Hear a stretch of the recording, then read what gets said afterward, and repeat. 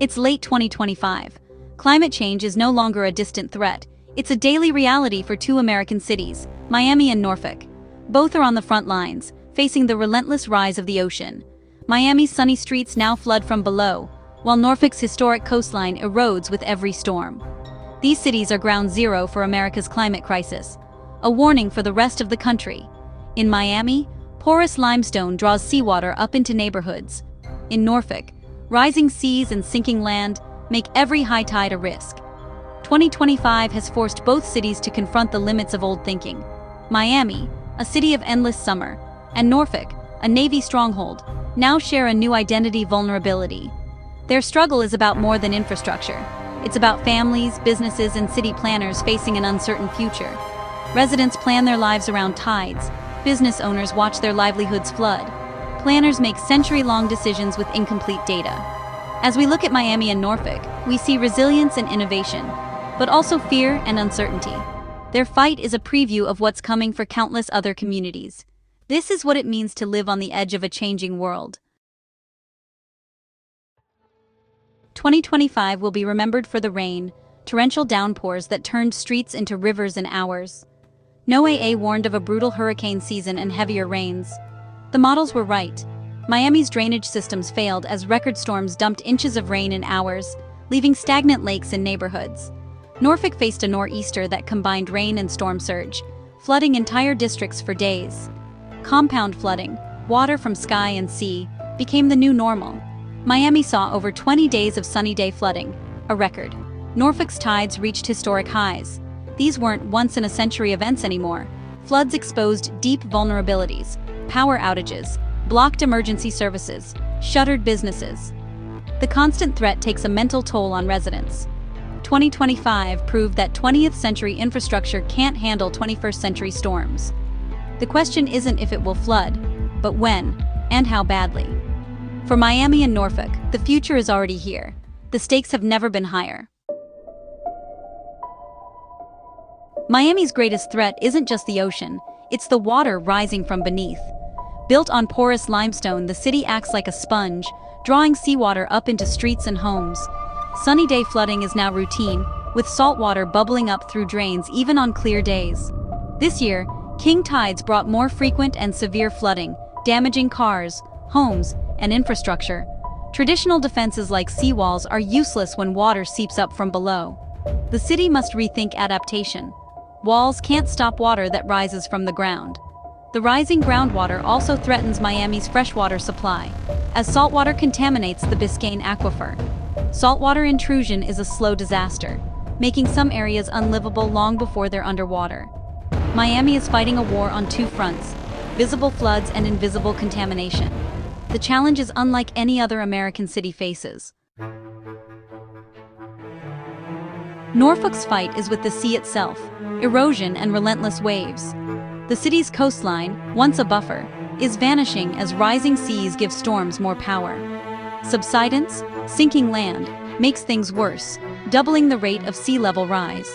Walk the shoreline and you'll see battered seawalls, shrinking beaches, and homes now at the water's edge. Erosion is constant, redrawing the city's map year by year. Critical infrastructure, including Naval Station Norfolk, is at risk as waves batter piers and facilities. The city's natural defenses, marshes and wetlands, are drowning, leaving Norfolk even more exposed. This isn't a single disaster, but a slow-motion crisis. Norfolk's future depends on how it adapts to a coastline in retreat. The battle is relentless and the stakes are national. The city's identity is being reshaped by the sea. Miami isn't waiting for rescue. It's spending billions to adapt. In Miami Beach, entire neighborhoods are being raised, roads elevated, and massive pumps installed to keep streets dry. The transformation is dramatic: high, dry roads and sleek pump stations that hum to life during king tides. It feels like a victory, human ingenuity against the sea. But the solution isn't perfect. Raised roads leave homes and businesses in low spots, worsening flooding for some. Residents face tough choices: raise their properties or risk being left behind. Pumped floodwater goes straight into Biscayne Bay, raising environmental concerns about pollution and algae blooms. Miami is solving one problem, but may be creating another.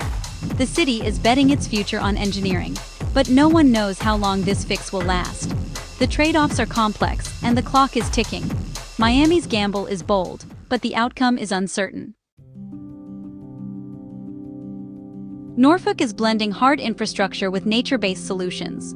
The city is restoring salt marshes, oyster reefs, and dunes, living shorelines that absorb water and buffer waves.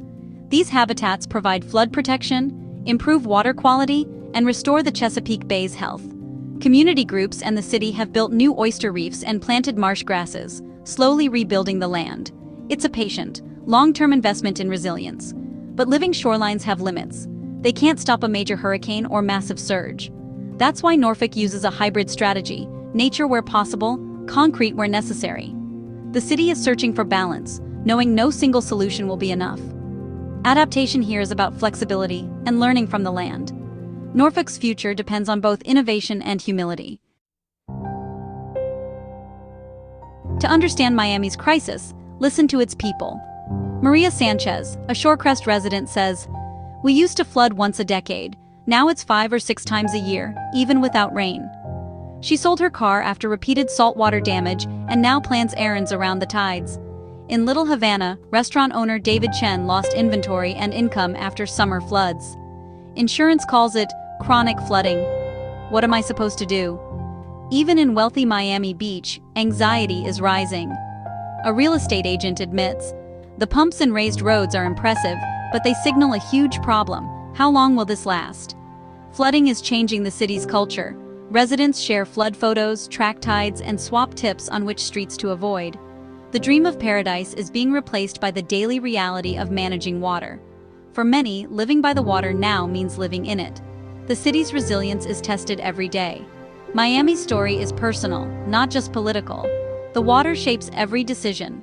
The future feels uncertain. The city's spirit is being redefined by the rising tide. In Norfolk, the rising sea is changing lives and identities. Robert Johnson, a retired Navy veteran, remembers when his backyard was wide beach. Now, waves hit his crumbling bulkhead. "I lost another 10 feet of yard in the last nor'easter," he says. Nurse Sarah Jenkins checks tide charts before every commute. Sometimes all routes are flooded. It's stressful. You feel trapped. Schools close, businesses lose customers, and shop owners like Mark O'Brien replace flooring after every flood. It's not just big storms anymore. A high tide and a little rain, and water seeps under the door. For Navy families, flooding disrupts both home and mission.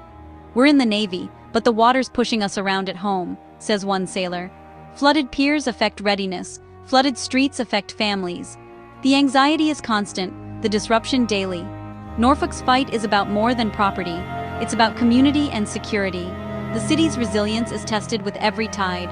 The personal toll is mounting. The water is changing what it means to call Norfolk home. As 2025 ends, Miami and Norfolk stand as case studies in climate adaptation. Miami bets on engineering. Norfolk blends green and gray solutions. Both are buying time, but for how long? The sea keeps rising, storms keep coming, and projections grow more dire. The financial burden is immense. How long can cities and the nation keep paying? A deeper conversation is emerging. At what point does retreat make more sense than rebuilding? Managed retreat is controversial, but it's becoming part of the discussion. Miami and Norfolk's stories are America's story. Climate change is here, and there are no easy answers. The future depends on honesty, innovation, and courage to make hard choices. The water is rising, and the clock is ticking. The showdown has already begun. The next chapter is up to us.